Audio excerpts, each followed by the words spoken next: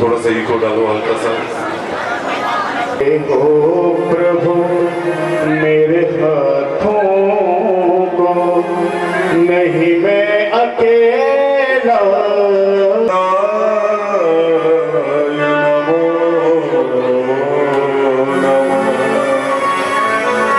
मैं आरती गाऊं प्यारे तुमको मना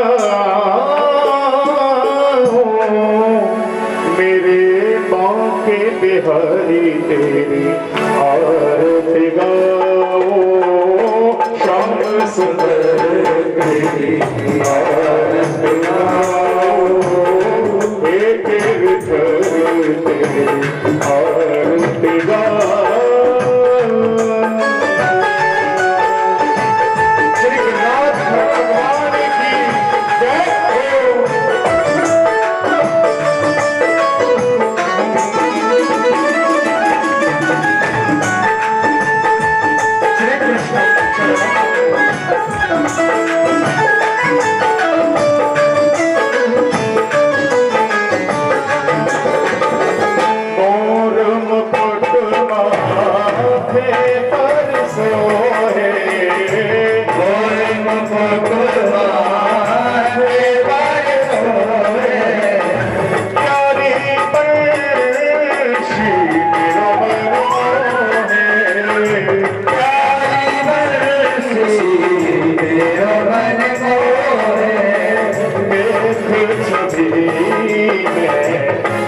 बल जाओ मेरे छवि में बल जाओ, के हरि तेरे आरती गाओ।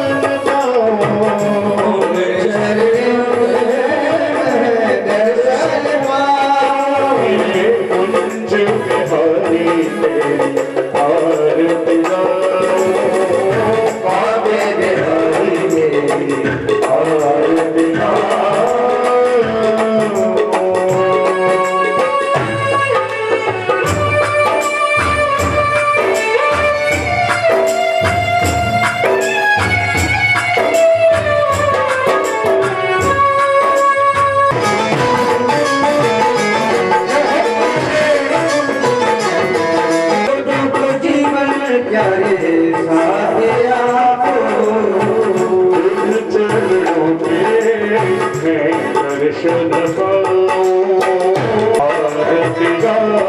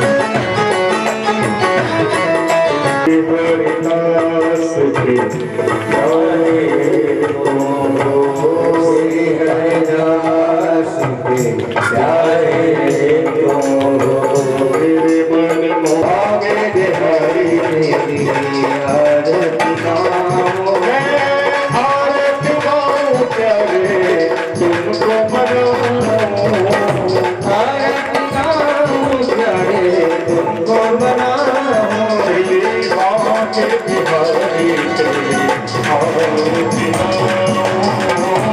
आगे बिहारी तेरी आरती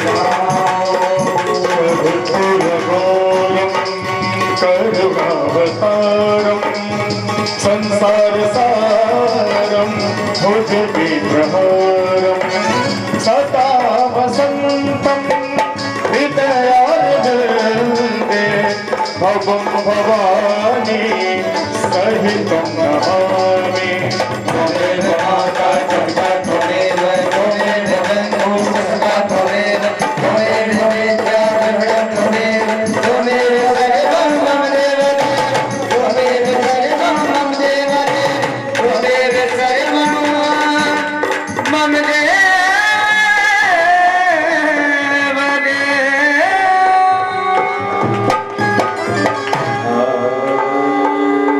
मारार्तिक्यं जले शीतले कर्णं में मैं कोटाने कोट नमन करता हूँ और आज इस देखिए ये जो भव्य आयोजन श्रीमद् भागवत कथा का जो यहाँ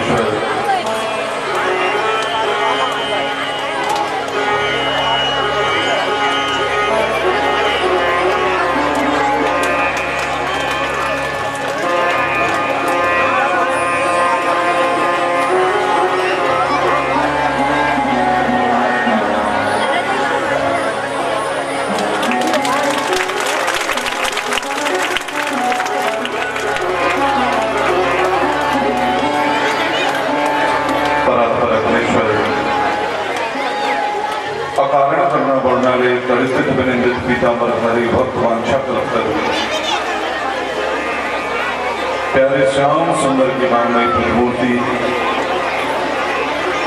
श्रीमद् भागवत कथा के ऋषिक जड़ चैतन्य कब्र हुई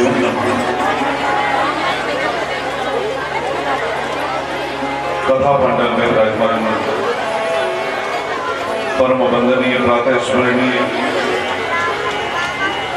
पूज्यपाद संत श्री श्री 1008 श्री देवरा सरकार विराजमान है।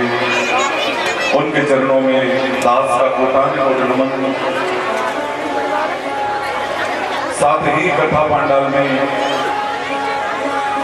विराजमान परम आदरणीय साहब सिंह यादव साहब, समस्त बुजुर्गगण, दूर दूर से पधारे हुए,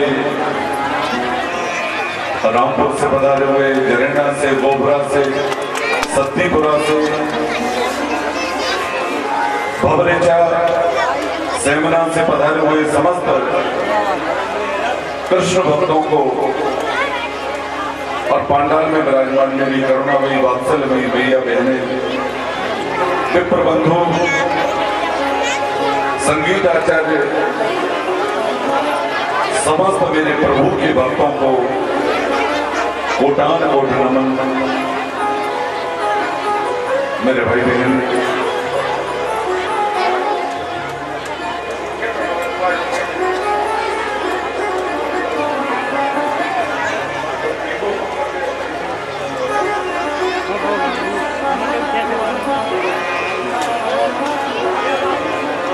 आज घेरे वाले हनुमान जी महाराज पर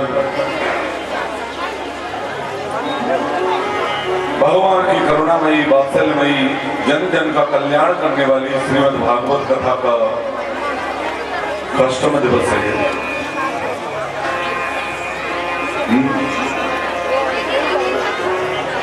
और जो हुजूम आज उमड़ा है घेरे वाले सरकार पर, वो दर्शनीय है, वंदनीय है। क्या करें, आज थोड़ा सा नित्य कर्म लेट हो गया,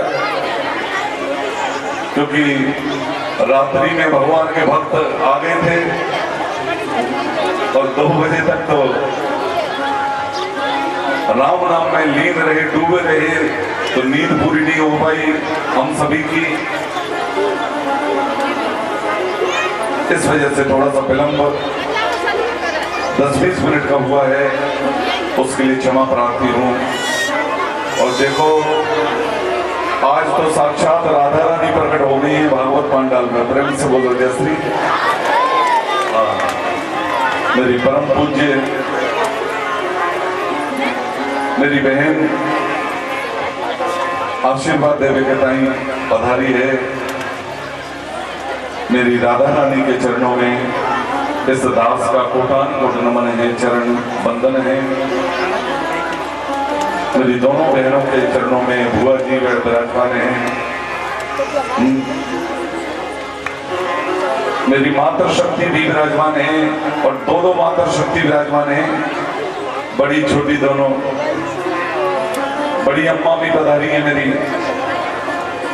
बड़ी अम्मा के चरणों में भी बहुत बहुत चरण बंदन मेरा।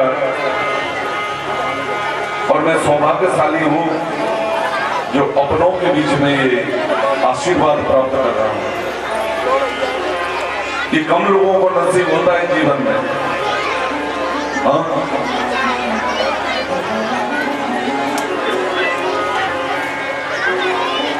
तो सभी एक बार दोनों हाथ उठाकर प्रेम से बोलेंगे, प्रेम से बोलो जय श्री।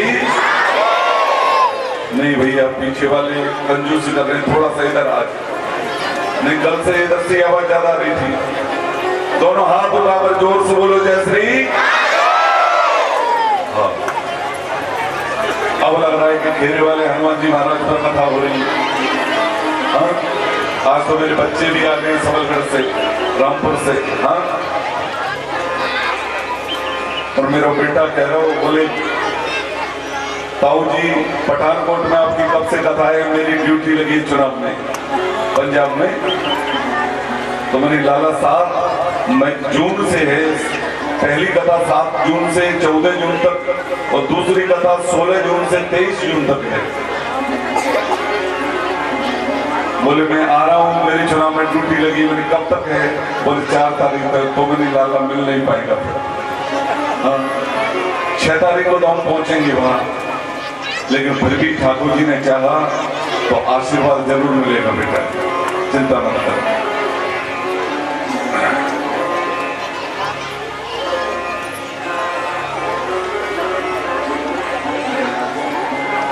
बोलिए वृंदावन में हरि लाल की।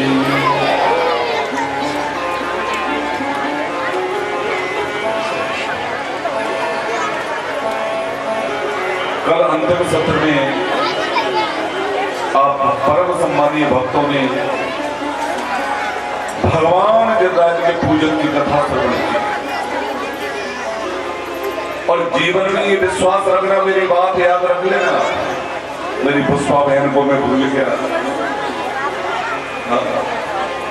साथ साथ सबसे ज्यादा मैं पुष्पा बहन के साथ ही खेला हूं, बचपन में घूम रहा हूं। हाँ,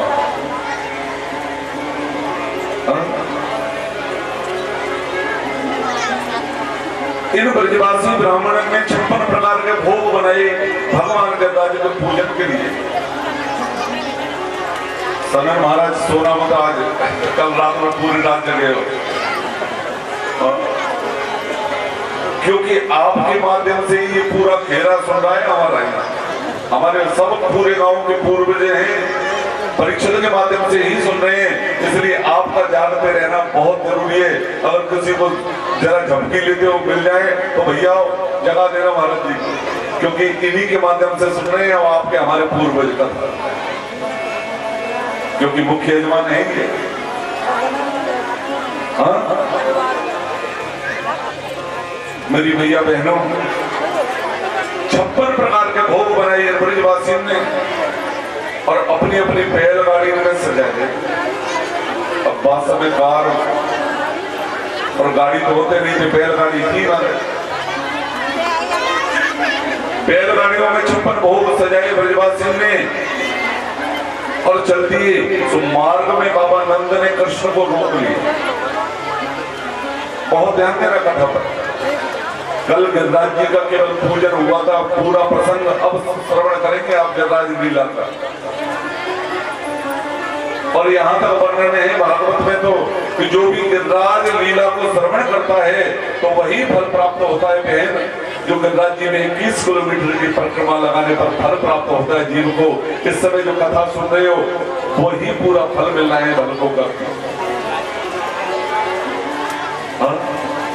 इसलिए बहुत ध्यान से सुनना है, इधर उधर मन को मत ले जाए। आप यही सोचना बोले इस समय मानसिक रूप से सब गिरिराज जी की परिक्रमा में ही विराजमान है, गिरिराज जी की तरह में बैठे हैं आप सब लोग। बाबा नंद ने मार्ग में लाला को रोको बोले कन्हैया सुन, हम समस्त ब्रजवासी हजारों वर्ष से पीढ़ी दर पीढ़ी देवराजेंद्र का पूजन करते हुए चले आ गए। और तेरे कहने से हमने देवराजेंद्र का पूजन बंद कर दिया और तेरे देवता का पूजन आरंभ कर दिया। अगर देवराजेंद्र ने क्रोधित होकर और ब्रजमंडल में कुछ गड़बड़ किया तो तेरे देवता को हम ब्रजवासियों की रक्षा करनी पड़ेगी। कन्हैया बोल पड़े, बोले बाबा नंद मुझे सब स्वीकार है, आप तो मेरे देवता के पूजन की तैयारी करो। और सत्य कह रहा हूं, मैंने जीवन में स्वयं अनुभव किया है, मैं अपनी विधि बता रहा हूं आपको।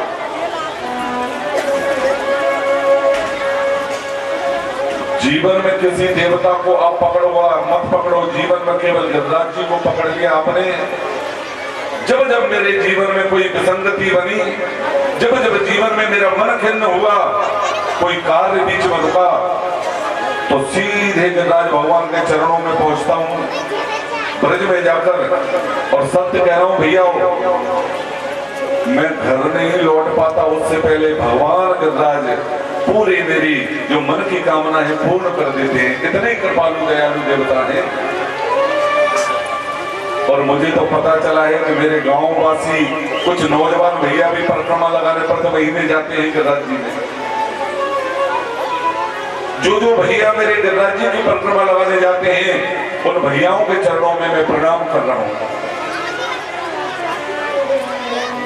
मेरे गिरिराज जी जैसा तो कृपालु दयालु देवता कोई संसार में दूसरा हो ही नहीं सकता। सदैव अपने भक्तों की मनोकामना पूर्ण करने वाले हैं। कल आपने पूजन किया था, मेरा आशीर्वाद है इस धर्म मंच से ब्राह्मण बालक होने के नाते। बोले हे गिरिराज भगवान, जिन जिन भैयाओं ने, जिन जिन मेरी बहनों ने, जिन जिन भैयाओं ने मेरे गिरिराज भगवान के चरणों में हाजिरी लगाई है, जो भी आपकी कामना रही हो हे ठाकुर जी सबकी पूर्ण कर।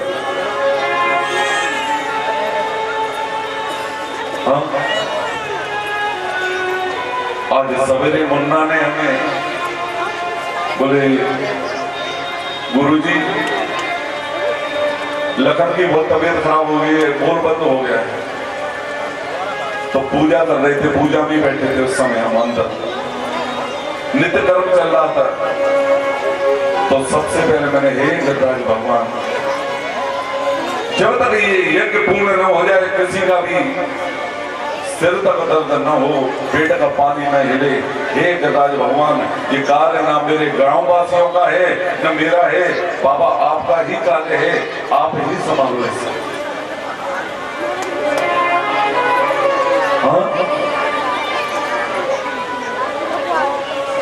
बहुत ध्यान से सुनना कथा। अरे ओ मैया, उधर क्या बात कर रहे हो, इधर देखो। अब आपको सौगंध है मेरी, और अभी तक मैं सौगंध खिलाता था, बोले आपके बगल में बैठने वाले की सौगंध है। अब अगर कोई बात करे तो मैं बेटा हूं आपका, अगर बेटा प्रिय हो तो बात मत करना। हाँ,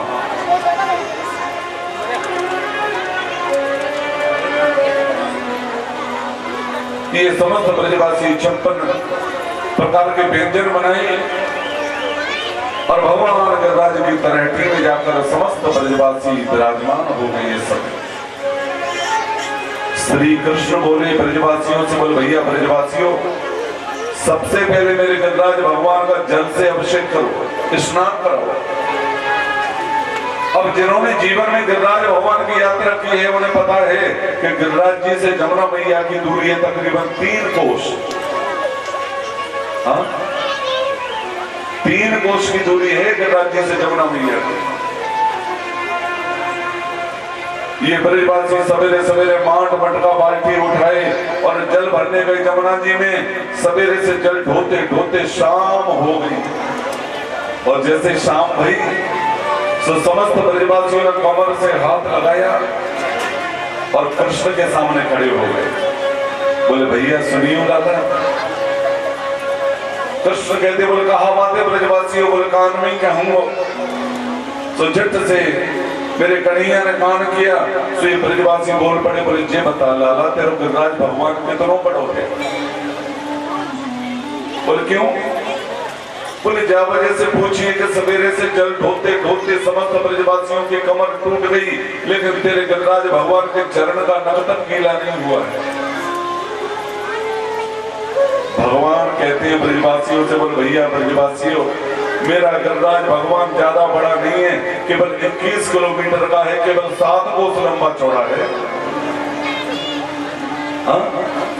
और ये भी विशेषता है ब्रज की, वो सुन लीजिए। आज अगर मेरे ब्रज में जाओगे, आप प्रवेश करोगे तो सबसे पहले मथुरा उतरना पड़ेगा आपको।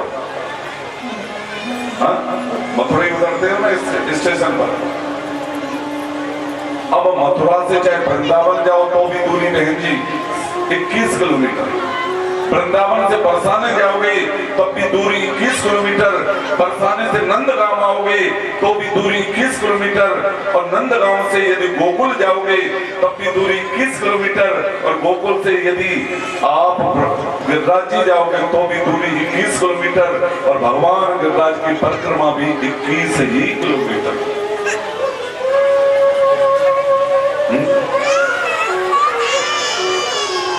भगवान इन ब्रजवासियों से बोल पड़ी,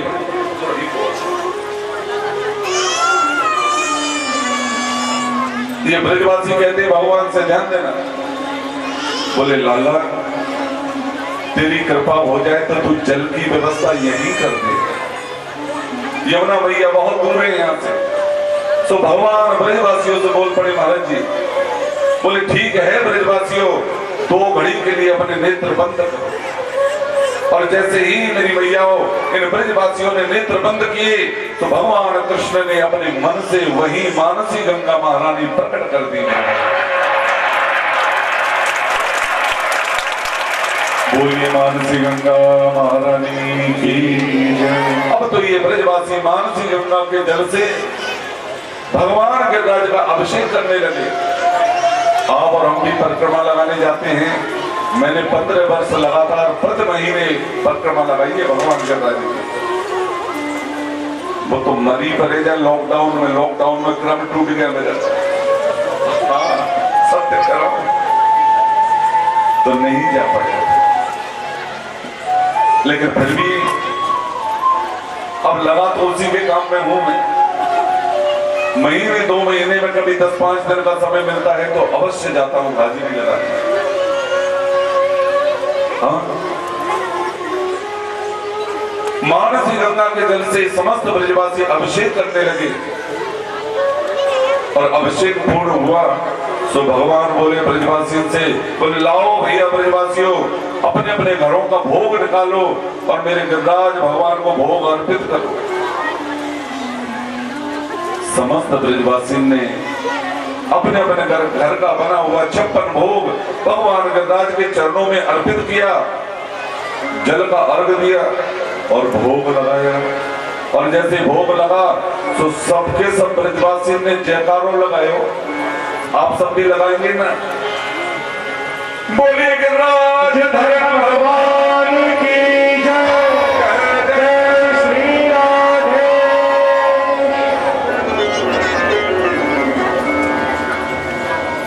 बड़ो जोर को जयकारो लगो और इतने जोर को लगो लालाओ कि ये आवाज इंद्र लोक में देवराज इंद्र के कानों में पहुंच गई। ब्रजवासी ने किया, हाँ मुनिशेखर भैया, देवराज इंद्र ने अपने गणों को आदेश दिया, बोले जाओ देखो तो सही ब्रज में होल्ला कैसा हो रहा है। सवेरे सवेरे आवाज कैसी आ रही है। इन गणों ने दृष्टि डाली ब्रज में और लौटकर देवराज इंद्र के पास गए और ये गण कह रहे, बोले महाराज आज से आपकी छुट्टी हो गई ब्रजमंडल से। आज के बाद 84 कोस के ब्रज में रहने वाले जितने ब्रजवासी हैं देवराज इंद्र का नाम नहीं लेने वाले। बोले क्यों? बोले इन ब्रजवासी का 1000 हाथन वालों कृपालु दयालु देवता प्रकट हो गया है, आज से बस उन्हीं का पूजन आरंभ कर दिया है। देवराज इंद्र को इतना क्रोध आया इस बात को सुनकर, बोले ऐसे कैसे हो सकता है? अरे ये समस्त ब्रजवासी हजारों पीढ़ी दर पीढ़ी मुझे देवराज इंद्र का पूजन करते आ रहे थे और अचानक बंद कर दिया इन्होंने। बड़ा भारी क्रोध में भर गया देवराज इंद्र।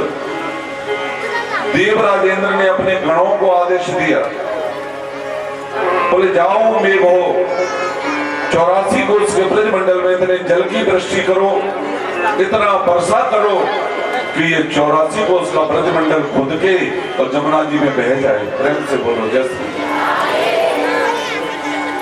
आपको पता है जो संसार में जल वर्षा करते हैं उन मेघों का नाम क्या है? जो मेघ हैं जो जल वर्षा करते हैं उन मेघों का नाम क्या है?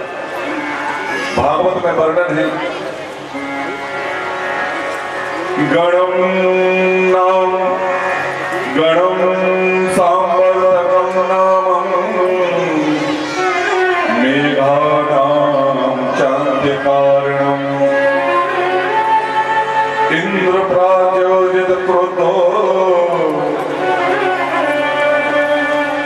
भाग्यम चाहे सुमान्यता।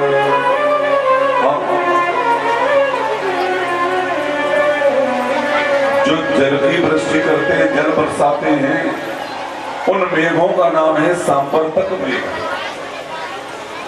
क्या नाम है? सांवर्तक। ये मेघों का नाम है जो जल की वृष्टि करते हैं आपके हमारे यहाँ। देवराज इंद्र ने इन सांवर्तक मेघों को आदेश दिया कि जो प्रलय काल में जल की वर्षा होती है वो वर्षा करो इस समय ब्रजमंडल में। और ये मेघ सांवर्तक आदि मेघ हैं, क्रोध में भरे आए महाराज और मूसलाधार जल की वृष्टि आज ब्रजमंडल में आरंभ कर दी।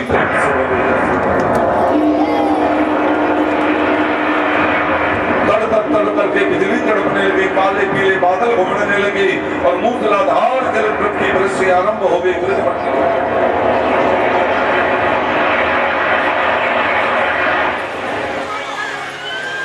ये सबके सब ब्रजवासी घबरा गए।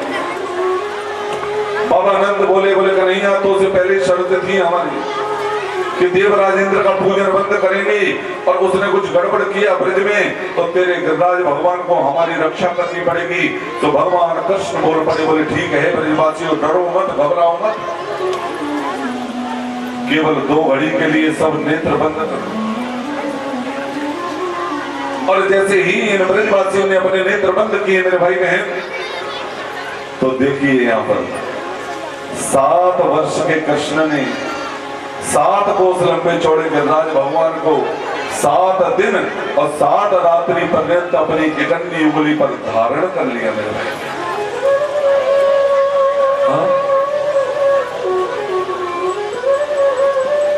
ठीक ऐसे धारण किया गिरिराज जी को, जैसे बरसात में आप और हम छाता लगा लेते हैं अपने ऊपर, छत्र की तरह धारण कर लिया।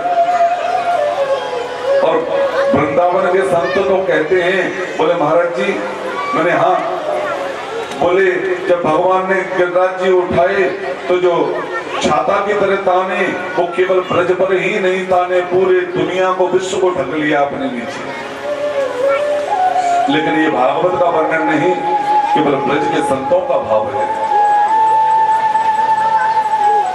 भागवत का वर्णन तो केवल इतना है कि ब्रजवासी ने नेत्र बंद किए मेरे भाई बहन, जब से भगवान गिरिराज को धारण कर लिया श्री कृष्ण ने। भगवान कहते हैं आ जाओ भैया ब्रजवासियों, मेरे गिरिराज भगवान के छत्र के नीचे आकर विराजमान हो जाओ। और ये ब्रजवासी सब गा रहे हैं और प्रार्थना कर रहे हैं भगवान गिरिराज जी से।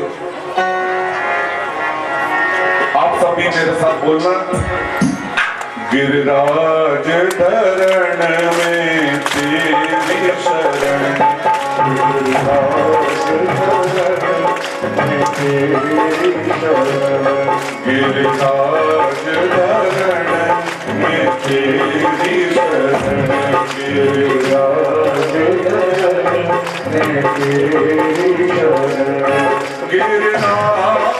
धरण में तेरी शरण, गिरिराज धरण में तेरी शरण, गिरिराज धरण में तेरी शरण, गिरिराज धरण में तेरी शरण, गिरिराज धरण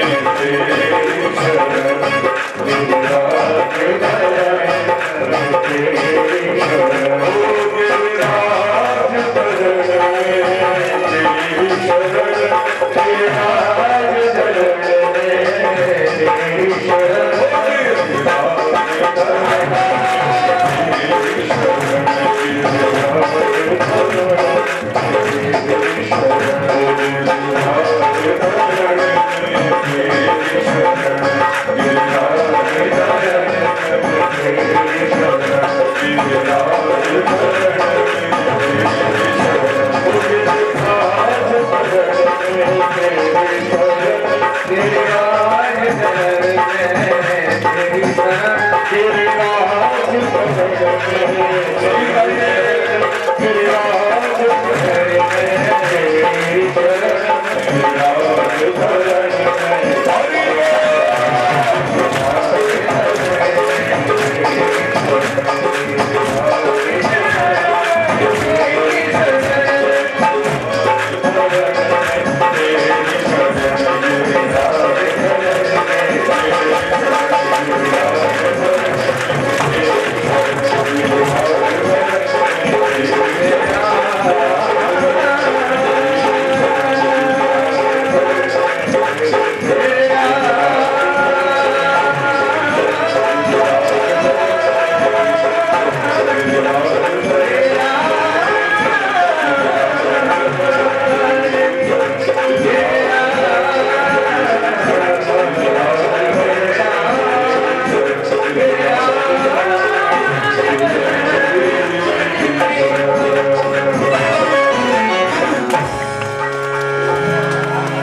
ये समस्त ब्रजवासी गिरिराज धरण में तेरी शरण, भगवान गिरिराज की तलहटी के नीचे जाकर विराजमान हुए हैं समस्त ब्रजवासी।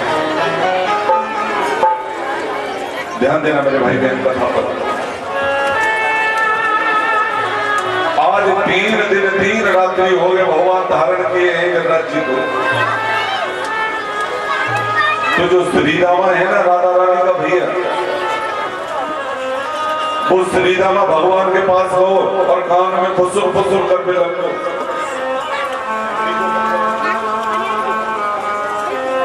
ये श्रीदामा पूछ रहा है भगवान से, बोले लाला जी बता, तो हम ब्रजवासिनी की सौगंध है, तू छोटो सो लाला है, केवल 7 वर्ष को है, दुबलो पतलो है, और इतने बड़े भारी गिरिराज भगवान को तूने धारण कैसे कर लिया? आज ये राज तुझे बताना ही पड़ेगा। भगवान कहते हैं, बोले भैया मत पूछो ये सब, आप सब ब्रजवासी की कृपा से ही मैं गिरिराज को धारण कर पाया। सुइए श्रीरामा बोल पड़ा, बोले कन्हैया एक काम कर लाला, 3 दिन 3 रात्रि हो गए गिरिराज को उठाए उठाए, न तू सोयो है, न कुछ खाना खायो है, न पानी पियो है। क्या वजह से तू एक काम कर, तू भोजन कर ले और विश्राम कर ले। भगवान कहते बोले नहीं भैया। तो ये श्री रामा बोल पड़ा, बोले दारी के तू का जिस समझ रहे कि तेने अकेले नहीं गिरिराज जी उठा रखे हैं, देख हम ब्रजवासियों के लठ लगे हैं, इन ब्रजवासियों ने अपनी लठियां लगा रखी। हाँ तो ये लग रहा है कि तेने अकेले ने उठाई है। अरे हम सबने तेरा सहयोग किया है। भगवान श्री शोदेव स्वामी कहते हैं, परीक्षित मेरे कृष्ण ने हाथ हटाया नहीं, केवल हाथ को थोड़ा सा ढीला किया, और जैसे हाथ ढीला हुआ तो चटर चटर धड़ाम धड़ाम कर ब्रजवासियों की लठियां टूटने लगी। ये ब्रजवासी घबरा गए, अरे कन्हैया संभाल अपने गिरिराज जी को, तेरी माया तू ही जान, पकड़। पुनः धारण कर लिया मेरे कृष्ण ने गिरिराज जी को। आज 7 दिन 7 रात्रि हो गए। हाँ और ये ब्रजवासी बोल पड़े श्री कृष्ण से, बोले तो हम ब्रजवासियों की सौगंध है लाला, आज तुझे बताना पड़ेगा कि तूने गिरिराज कैसे उठाए। भगवान कहते, बोले जानना चाहते हो मैंने गिरिराज जी कैसे उठाए? हाँ बोले हाँ कन्हैया। तो भगवान बोल पड़े ब्रजवासियों से, कछु माखन को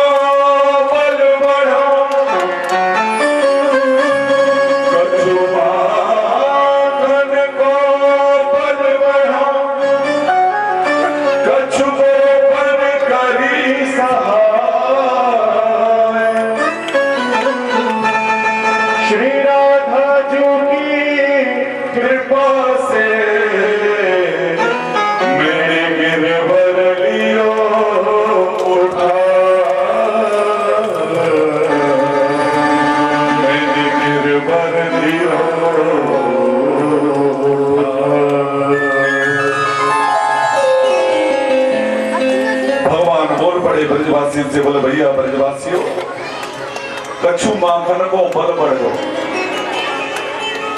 कुछ तो महती कृपा है मेरी मैया जसोदा की, जिसने बाल्यकाल से मेरा इतना सुंदर लालन पालन किया है। बचपन से मुझे माखन मिश्री पवाई है, जब वजह से मेरे शरीर में शक्ति व्याप्त हो गई है। हाँ और एक बात बताएं मैया बहनों, ध्यान से सुनना आप सब लोग, जिन माता बहनों के 5 वर्ष से छोटे बेटा बेटी घर में हो, वो ध्यान से सुनना मेरी बात। माँ के हाथ में वात्सल्य प्रेम होता है, माँ के हाथ में वात्सल्य प्रेम होता है मेरे भाई बहन। और जो माता, जो मैया अपने बेटा बेटी के मस्तिष्क पर 24 घंटे में 5 बार भी हाथ फेरती है, उस बेटा बेटी की उन्नति अधिक शीघ्र गति से होने लगती है, क्योंकि माँ के हाथ में वात्सल्य प्रेम होता है। हाँ इसलिए भगवान कृष्ण कहते हैं, बोले कछु माखन को बल बढ़ो, कुछ तो कृपा की है मेरी मैया जसोदा ने, जो बाल्यकाल से इतना सुंदर मेरा लालन पालन किया है। कछु गोपन करी सहाय,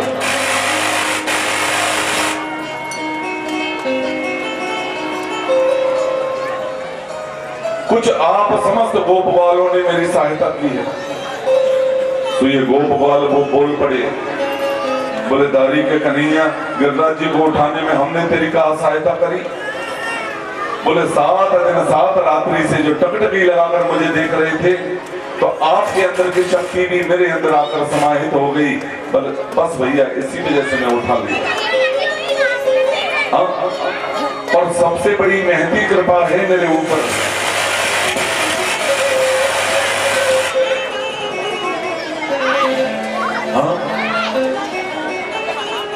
सबसे बड़ी कृपा है प्रातः स्मरणीय परम मेरी आराधनीय शक्ति भगवती किशोरी राधा रानी की, जिनकी कृपा से आज मैं इस गिरिराज को धारण करने में सफल हो।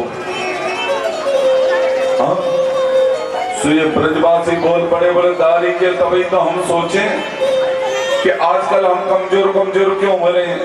पहले माखन चुराया तूने, फिर चीर चुराया, अब बल चुराने लग गया। हम ब्रजवासियों को बलू चुरा लो तेने, यही वजह से हम कमजोर कमजोर रह रहे हैं आजकल। प्रेम से बोलो जयश्री। देवराजेंद्र को अपनी गलती का एहसास हो गया। महाराज जी, देवराजेंद्र ने अपने गणों को आदेश दिया, बोले जाओ ब्रज में दृष्टि डालो। अब तो ब्रजमंडल खुद के जमुना में बह गया होगा, नष्ट हो गया होगा। वर्षा बंद कर दो। मेघों ने वर्षा बंद की और मेघों ने जैसे दृष्टि डाली ब्रज में, तो आश्चर्यचकित रह गए। देवराजेंद्र से जाकर बोले, बोले महाराज बहुत बड़ा आश्चर्य है इस समय ब्रज में। बोले क्या हुआ, ब्रज नष्ट हो गया? बोले अरे आप नष्ट होने की बात कर रहे हो, ब्रज में तो धूल उड़ रही है, धूल, एक बूंद जल नहीं है।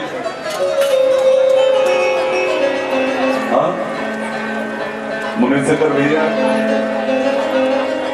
प्रलय काल में जो वर्षा होती है वो वर्षा हुई थी 7 दिन और 7 रात्रि ब्रज में। और ये इंद्र के गण कह रहे हैं, बोले वहां एक बूंद जल नहीं है, धूल उड़ रही है। तो फिर ये जल चला कहां गया? इतना पानी था, वो सब चला कहां गया मेरे भाई बहन? तब भगवान श्री सुखदेव स्वामी कहते हैं, परीक्षित ध्यान देना भैया कथा पर।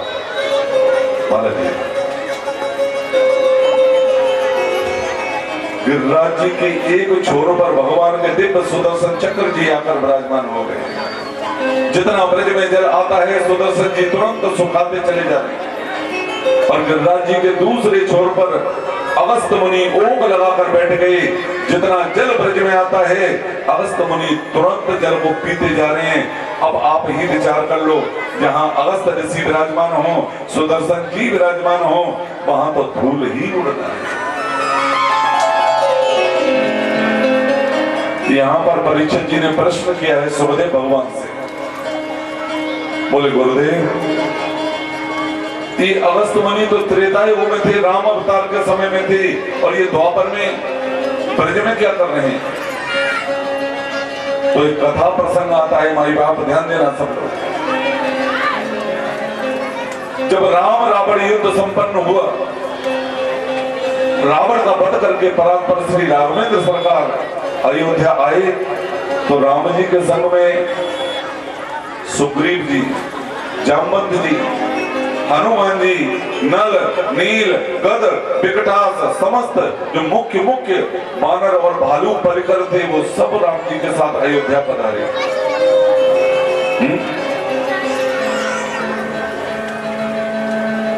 और सदैव राम जी की सेवा में रत रहते हैं। एक दिन मैया जानकी ने भगवान से प्रार्थना की, राम जी से प्रार्थना की, बोले प्रभु आपके हाथों अयोध्या में हजारों दैत्यों का वध हुआ है, तो मेरी कैसी इच्छा है कि नित्य प्रति जब भी भोजन बनाऊं तो सबसे पहले एक ब्राह्मण को भोजन कराऊं, तत्पश्चात आप और हम दोनों भोजन प्राप्त करें। राम जी बोल पड़े जानकी जी से, बोले अरे जानकी ये तो सुंदर विचार है आपका, घर में ब्राह्मण का भोजन तो होना ही चाहिए, क्योंकि ब्राह्मण के भोजन से, झूठन से घर पवित्र हो जाए मेरे भाई। हाँ, मैया जानकी नित्य प्रति एक ब्राह्मण को आमंत्रित करती हैं और अपने रसोई घर में आसन लगाती हैं और वहीं भोजन पकाती हैं। 6 महीने हो गए मैया जानकी को भोजन कराते कराते ब्राह्मणों को। एक दिन राम जी से बोल पड़ी मैया जानकी, बोले प्रभु मेरी श्रद्धा पूरी नहीं हो पा रही है। भगवान ने कहा क्या हुआ देवी? बोले जो भी ब्राह्मण घर में भोजन करने आता है 2-4 पूड़ी खा के थाली में हाथ धोकर और चला जाता है। बोले क्या चाहती हो फिर? बोले ये चाहती हूँ भगवान कि कम से कम ऐसा ब्राह्मण भोजन करने आए मेरे घर में, वो ज्यादा नहीं तो 10, 20, 50 पूड़ी तो खाए, बिल्कुल रिंकू भैया के जैसा ब्राह्मण। हाँ? एक थाल भर के चावल बने थे, बनवाए थे परसों, और हमसे झूठ मूठ भी नहीं पूछा कि थोड़े बहुत चावल लोगे। 1-1.5 किलो चावल थे, अकेले पा गए महाराज।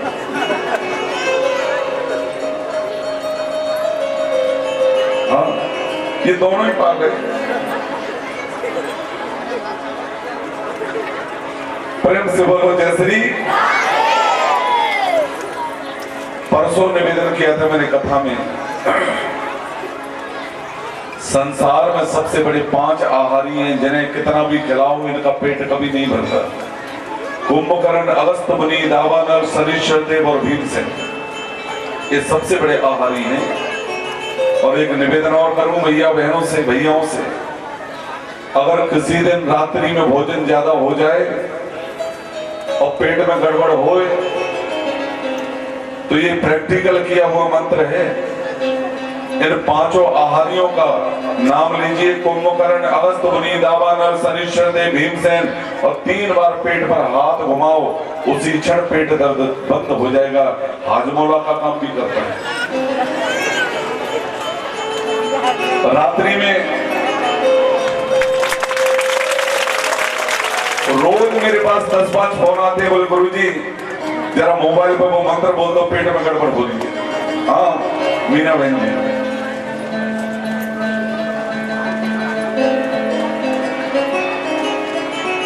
राम जी समझ गई, बोले जानकी जी को अभिमान है अपने भोजन बनाने पर, और मेरी मैयाओं को यह अभिमान होता है, क्षमा करना मैयाओं मुझे।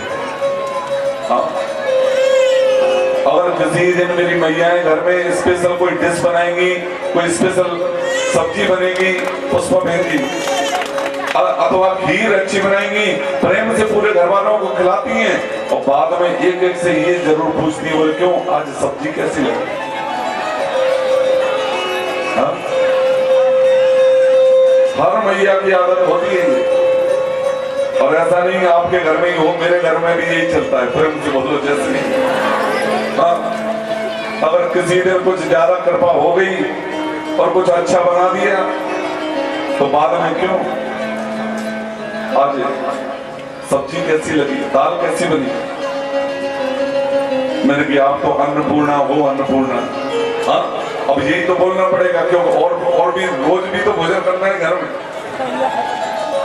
भगवान राघवेंद्र सरकार समझ गई, बोले जानकी जी को अभिमान है अपने भोजन बनाने पर।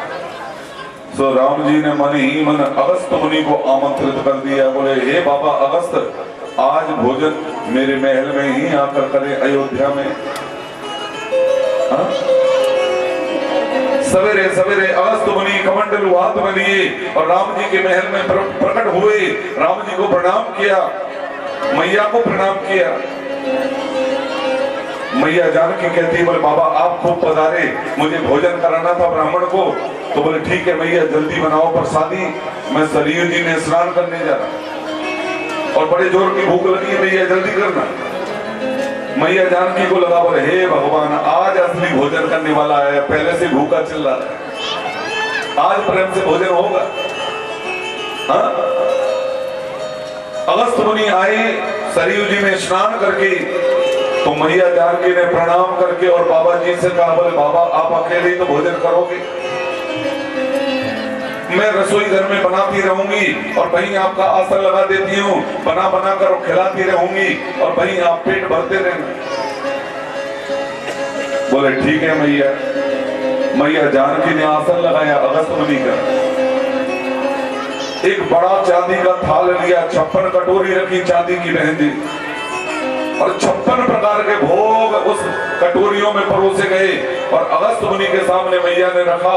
तो अगस्त मुनि टेढ़ी नजर से देख रहे थाल को, अगस्त मुनि कहते बोले मैया मजाक मत करो मेरे साथ, भोजन कराओ तो ठीक से कराओ। इन 56 कटोरियों को कान में डालूं कि आंख में डालूं, ऐसे मेरा काम नहीं चलेगा। मैया को लगा बोले हे भगवान आज असली ब्राह्मण आ गया, प्रेम से भोजन करेगा, 10 20 50 पूरी तो जरूर खाएगा। अगस्त मुनि ने वो 56 कटोरी ली, थाल में उड़ेली, गट्ट की और एक ही बार में हड़प पकड़ गए महाराज और इशारा कर रहे मैया जानकी को बोले जल्दी लाओ, भोजन का क्रम नहीं टूटना चाहिए।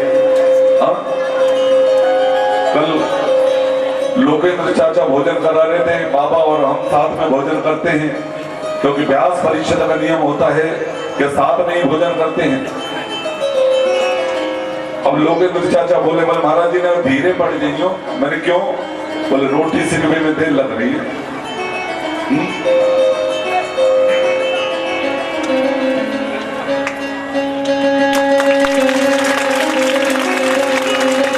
देखिए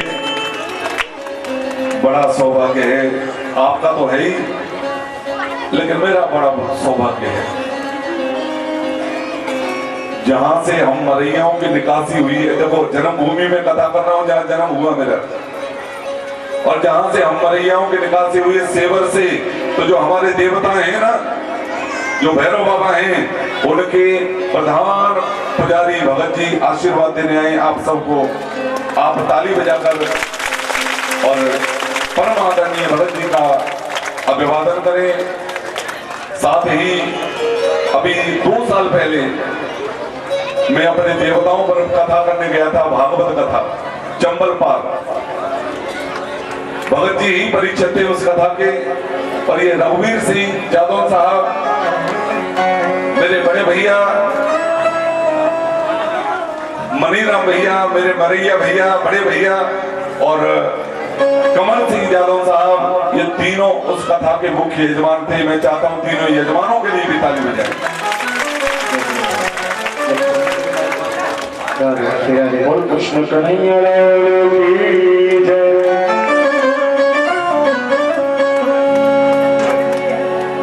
अर्ज़ी है मेरी मर्ज़ी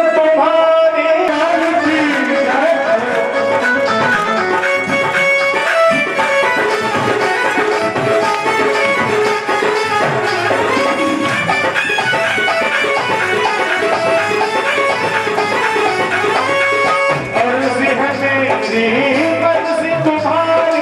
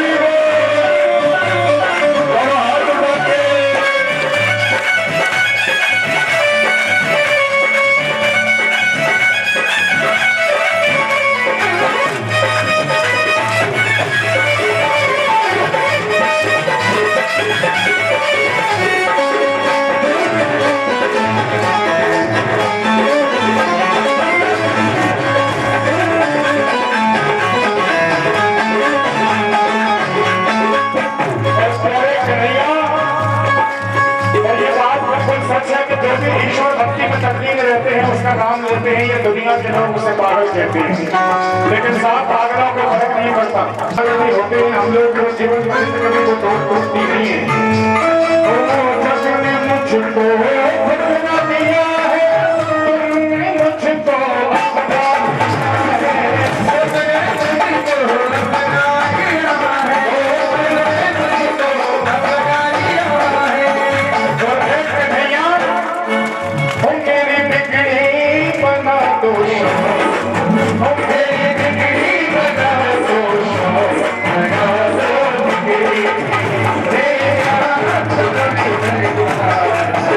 Oh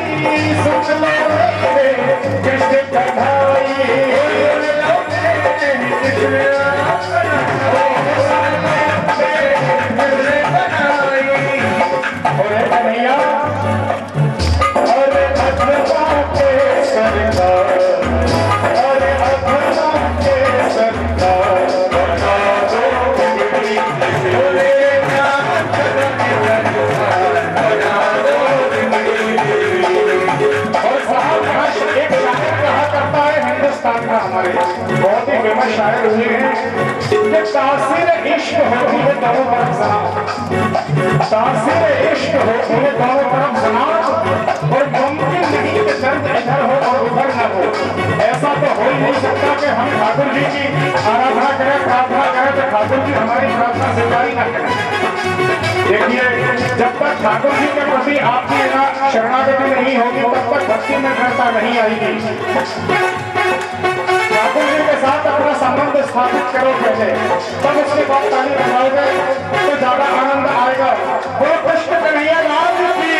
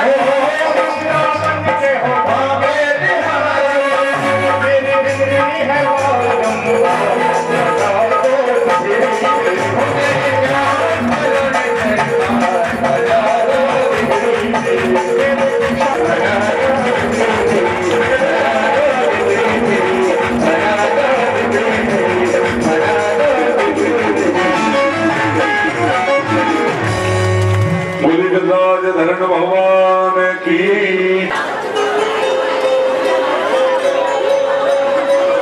प्रेम से बोलो जय श्री, जोर से बोलो जय श्री। दोनों हाथ मैया जानकी को इशारा करने बोले बाबा भोजन का क्रम नहीं टूटना चाहिए, जल्दी जल्दी परोसो।